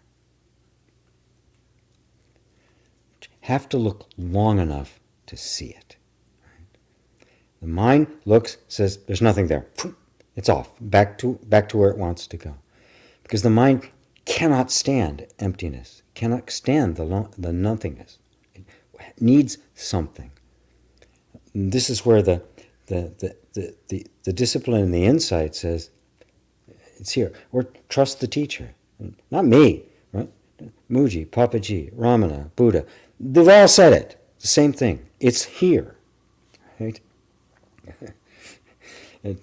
and St. Francis of Assisi, what you are looking for is where you're looking from.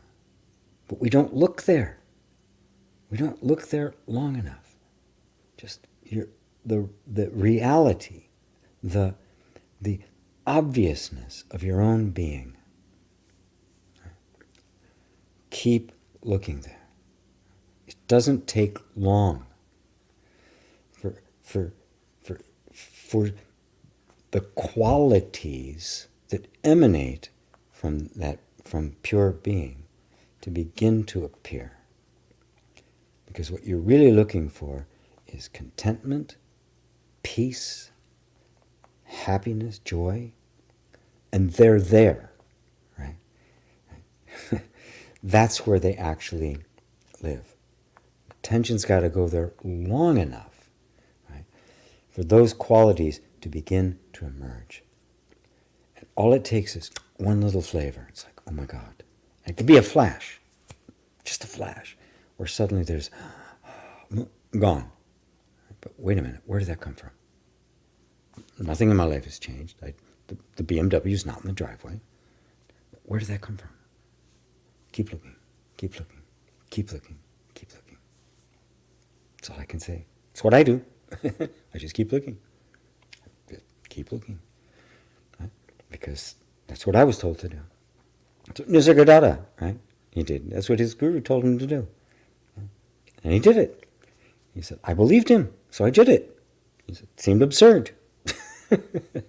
I had no reason to do it whatsoever. He told me to. Okay. So my guru, my master, Muji said, look there. I said, okay. Yes, sir. Not at first. That's kind of there was some pride and arrogance there that had to kind of be cleaned out of the way. But eventually just, oh yes, look, there it is. There it is. There it is. And then you want to look more and more. And then you find that the other stuff begins to fall away without you having to make it fall away. You don't have to let go. It just let go. And real things come into your life. Maybe even a brand new BMW. I have a BMW, well, kind of. It's a Cooper Mini. It's old. But there it is. With a cracked windshield, but there it is. It's my BMW.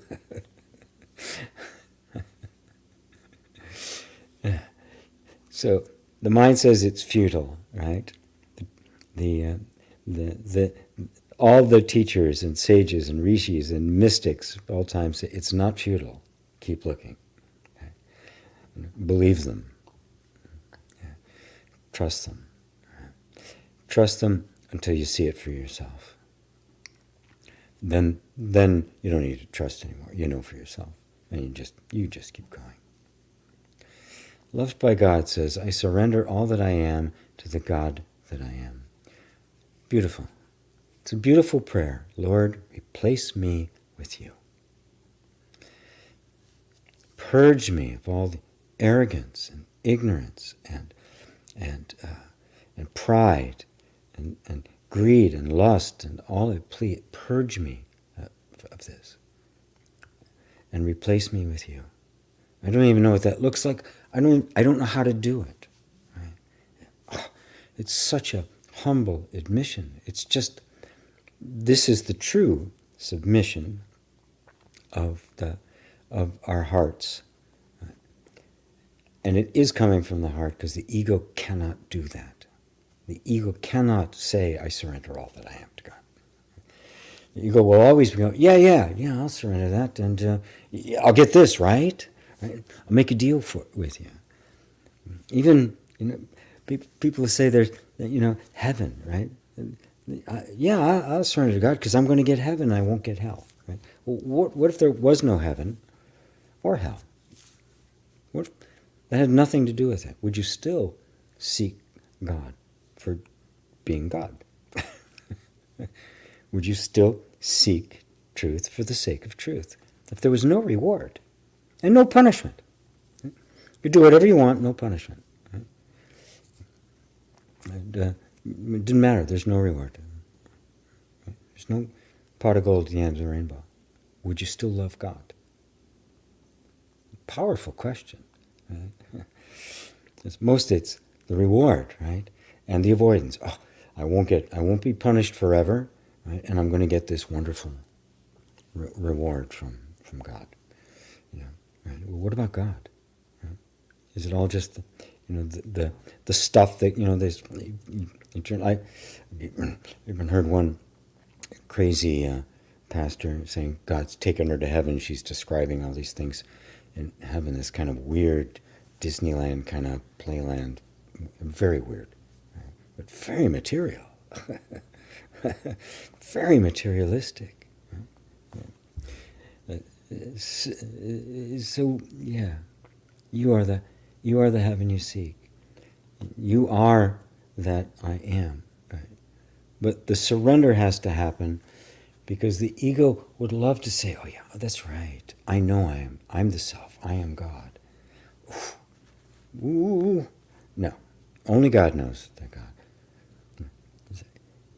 There's something inside of you that recognizes that I and my Father are one. Right?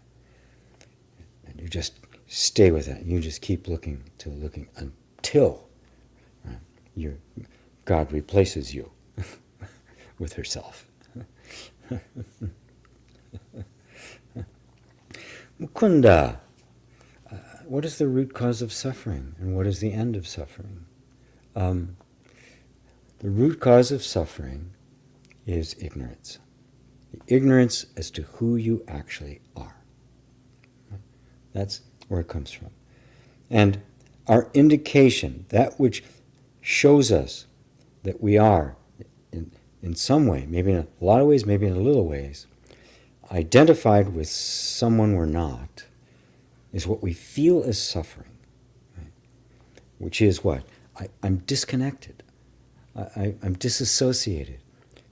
Life doesn't have any juice. I'm discontent. I'm dissatisfied. And in our ignorance, right, because we don't really know what the cause of that suffering is, we seek to alleviate the suffering through all the stuff that the world gives. And look, the world's got an increasing amount of stuff and distractions and stuff to give you, to say, oh, this is what it is. You just need this. You need this kind of thing. You need this kind of a relationship, or these kind of possessions. You need to live in this place. You need to have the good life. The hammock on the ocean. You need to have these amazing spiritual experiences and see colors. You need to have the ego death. All of these things being handed out to you, right? All external. All of them something other than just you. Ignorance of who you are, right, makes us project it out there and seek things out there. And so we go, oh, but it's not me. That's not who I am. But then we begin to see that we have lifetimes of identification with some kind of a form that we have thought has been us in every single lifetime and in this lifetime.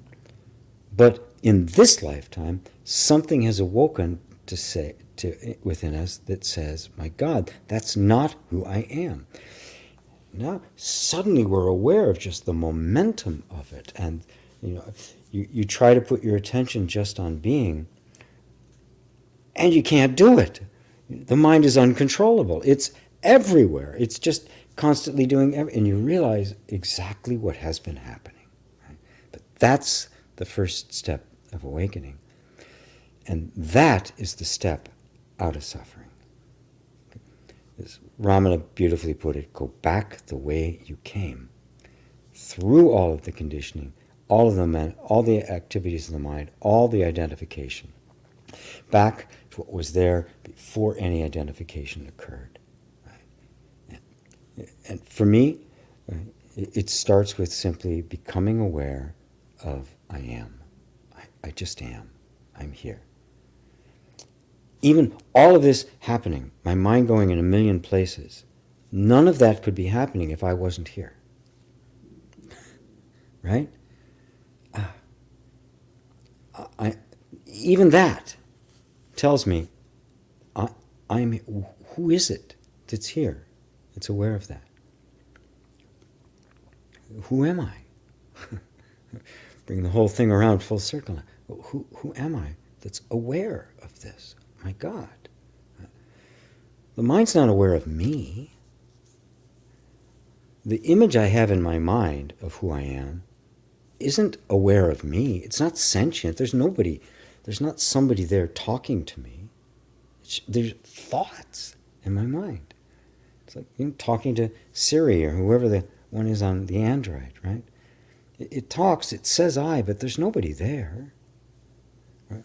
I'm here. I really am. I'm not just a thought in my head. I'm not insentient. I am the sentient that animates them. If I'm not here, they're not here. But guess what? If they're not here, I'm still here.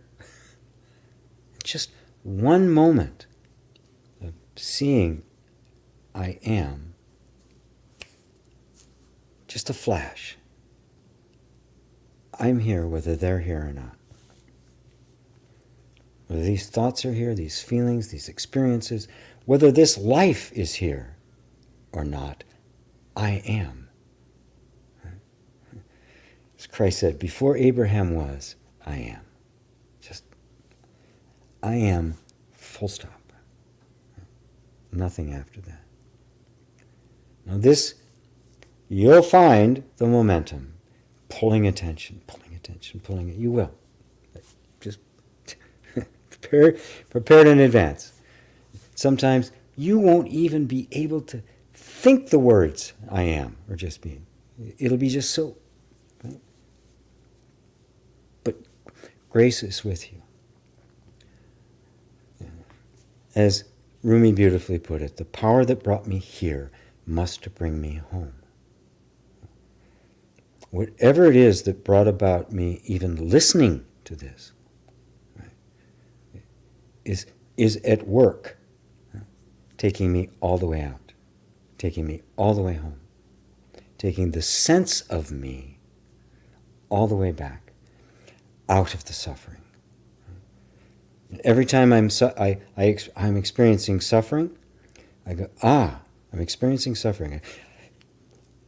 I'm not here to get rid of the suffering. The suffering tells me, in some way, I've identified with who I'm not. So even the suffering now gets turned to the purposes of God. It gets the fulfillment. All things work together for good to those that love truth, that love God. Even that. Right? As Muji likes to say, the wise one builds a house out of the stones his enemies throw at him. Their suffering is here. I've identified somewhere. Where have I identified? But you don't give it your mind. It's not a search. Where am I identified? I am identified. Okay, just come back. Show me. I'm open. Just show me. It may happen immediately. It may take a while before suddenly it's revealed. But you're looking now in the right. You're looking in the right place. And you're not relying on the mind or thinking or what you know from the past to guide you. You're relying on your direct experience. You're relying on the true self, on God, right here, right now. It comes as a revelation and not as an intellectual conclusion.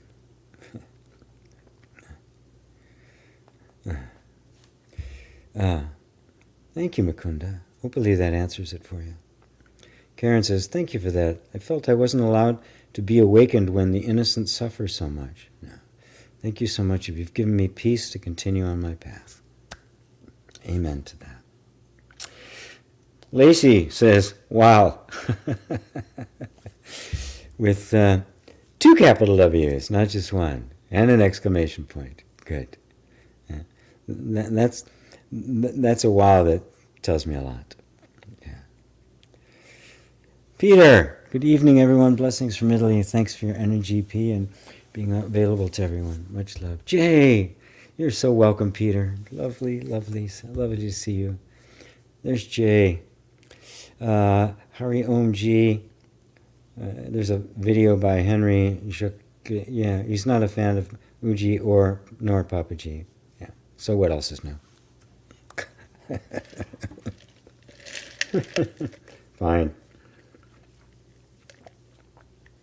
I've seen people critical of Muji and Nirsigadatta, Ramana, Buddha, all of them, right? Yeah, they don't have the real non-duality.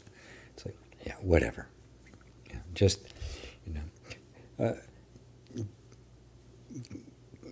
keep referring back to your own experience. Not even my words, or Muji's words, or Buddha's words, or anybody's words. They're only pointers for you, right? Go there yourself. See for yourself. Find out what's there. You can confirm it or deny it, right? Because you're the truth. It's the only thing that matters, right? So you just, okay. Okay. Right? And I've got no axe to grind. No axe to grind. I don't want anybody to believe anything I say.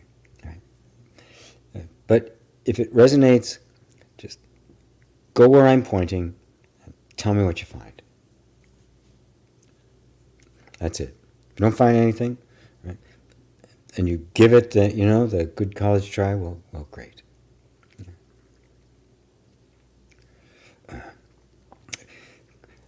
Chris asks, this is interesting, what does Christ mean when he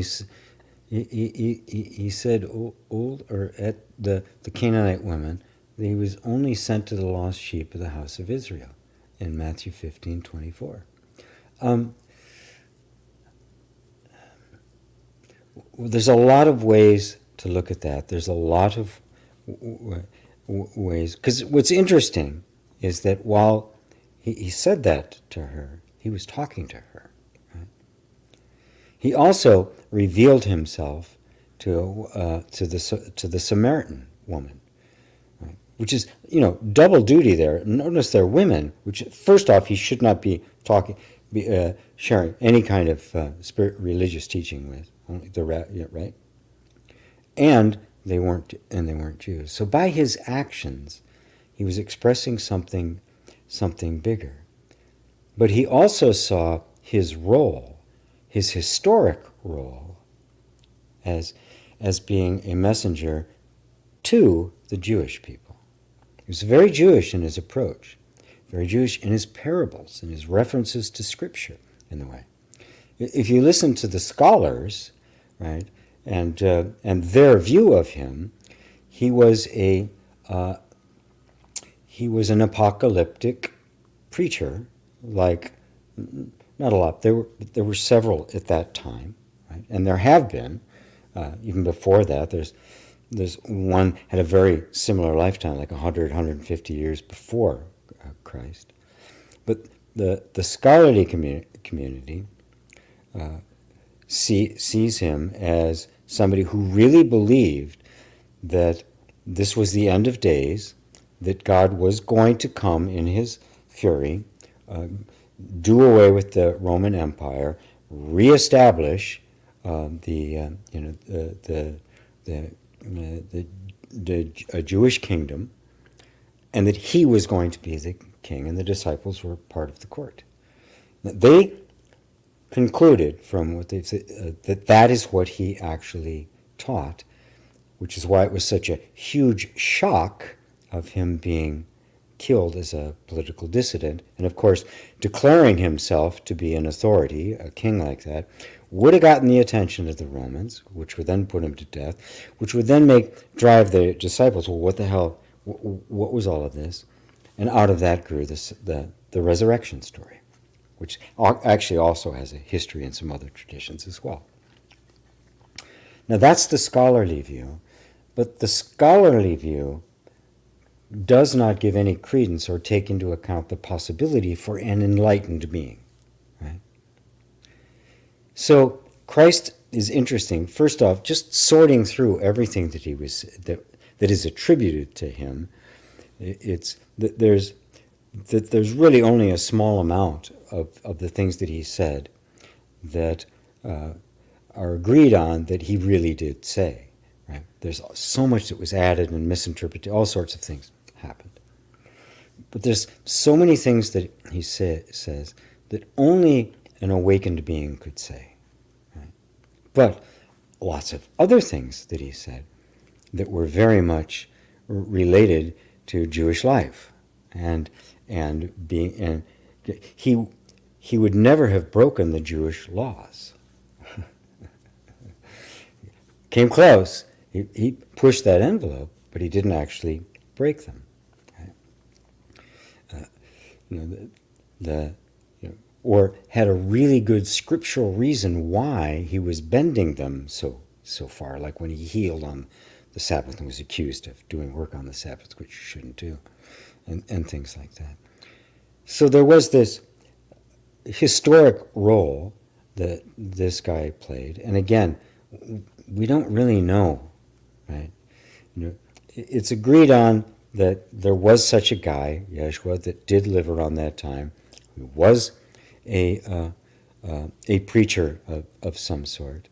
There's so much, though, that is really unknown, is apocryphal, is mythological. It's really hard to tell. So when I listen or read what he said, I really try to glean from it the statements of an enlightened being. Those statements transcend the culture in which he appeared and to whom he spoke. And there is evidence of that. There's so much that he said that wouldn't have been said by simply somebody who was a Jewish apocalyptic preacher 2,000 years ago at that particular time. He was just looking to the overthrow of the Roman Empire. There's so many other things that he said that simply wouldn't have come from that. They came from somewhere else. So to me, there's an evidence of an enlightened being within a historical context, right? As all enlightened beings do. They all appear within a historical context. They all appear within a time, right? Different cultures, different levels of consciousness, different ways people doing. We live in a very unusual time, right? With instant communication around the world. I mean, this has never happened before. You guys are sitting all places all over the world, and I'm sitting, on the west coast of the United States, right? What the hell? Right? This is, when you think about this, and we're witnessing throughout the world, at least the Western world, a real disintegration of a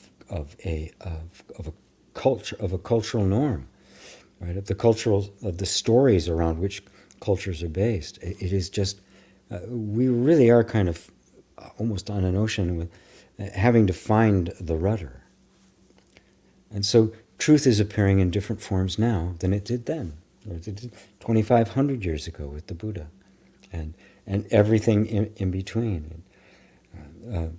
So that's kind of the way I look at it. I look for the inspired word in the words of Christ, and of course, that's what I'm seeing in it, which is just like what the disciples did, what they saw, what do you have to say, and those that reinterpreted Old Testament scripture to mean something, and it's all that. It's all our own direct experience.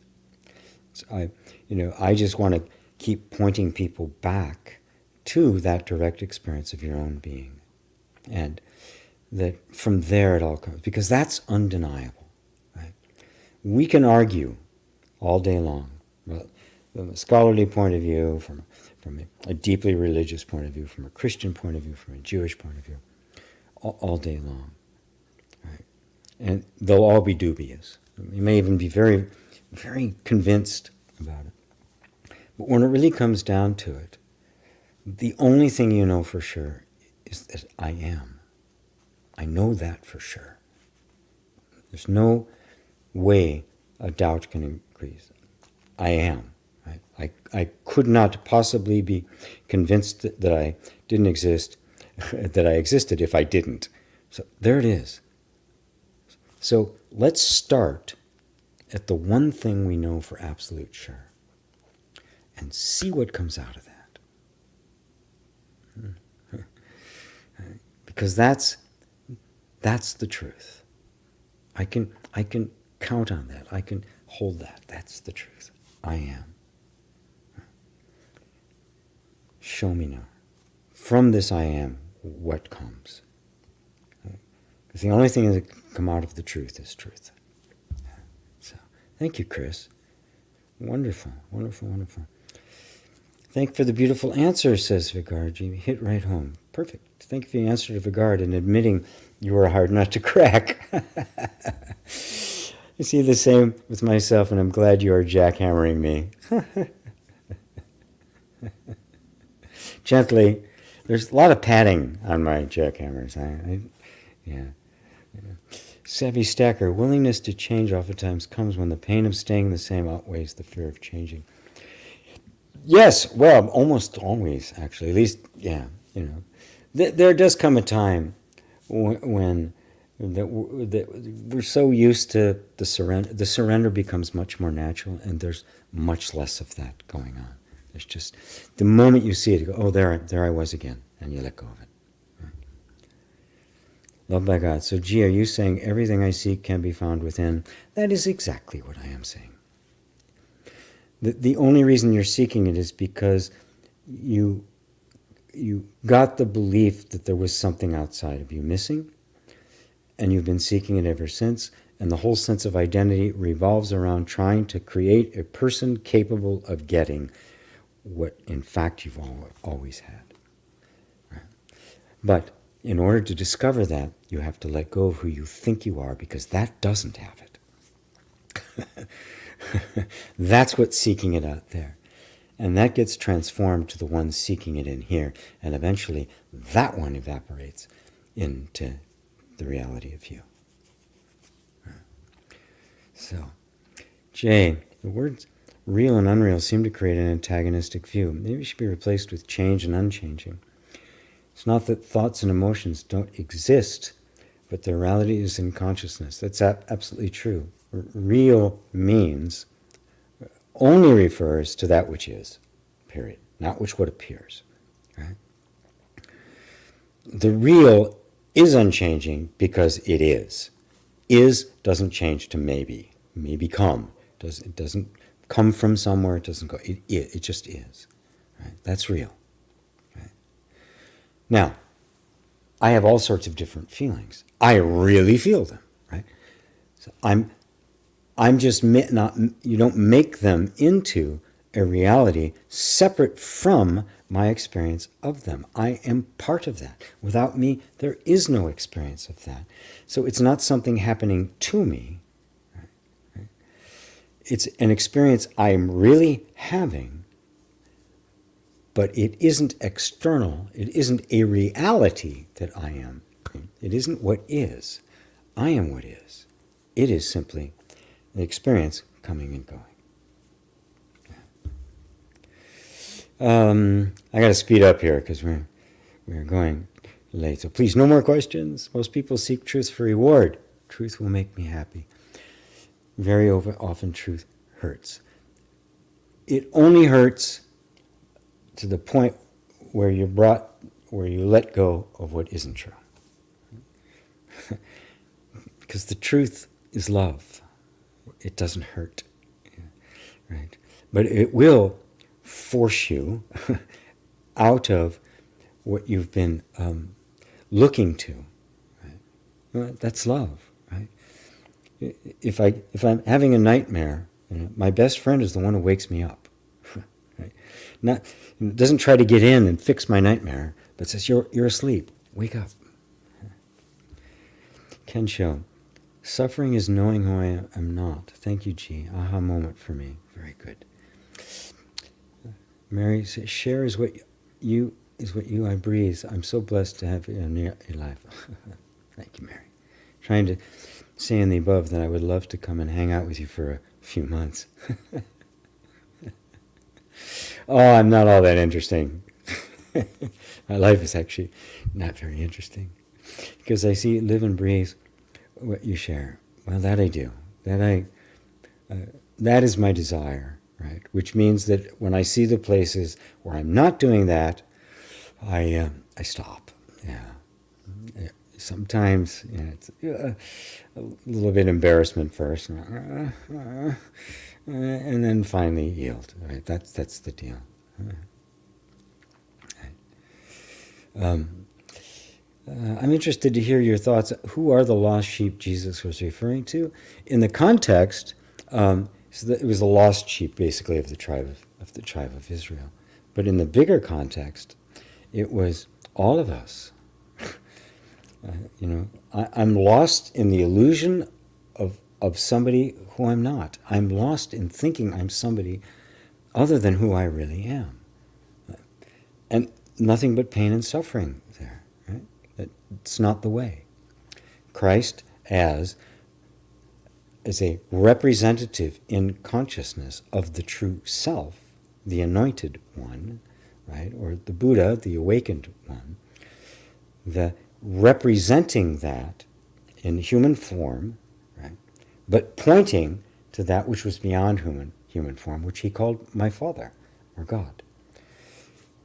Bringing people out of the tribal sense of God as the great other, the enforcer, the punisher, the enforcer of laws, and that sort of stuff, to God the Father, God the loving mother, Father. Right? That's all of us. Right? In that sense, he's bringing it. We're all the lost tribe. Right?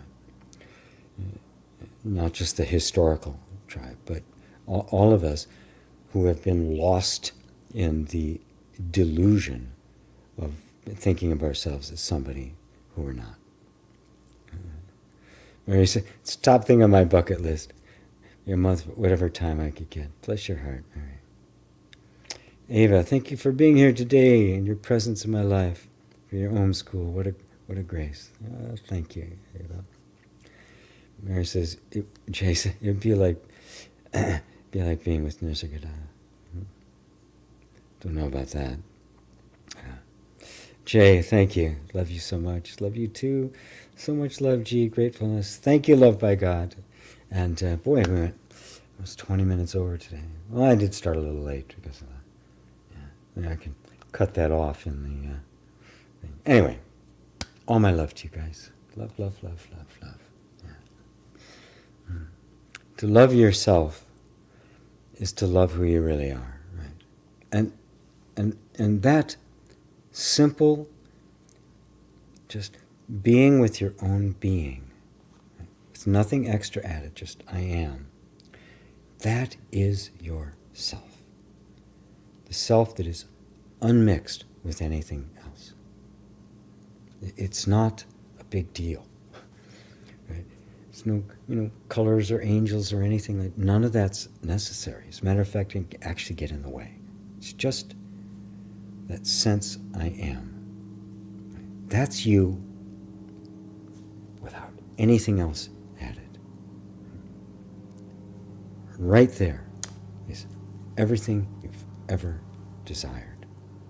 All needs are met there. All desires are fulfilled there. Everything is there. And you don't need anything extra to get that. It's just there. Find that, your human life will take care of itself. Till next time, guys. Love you. Love you, love you, love you. Namaste.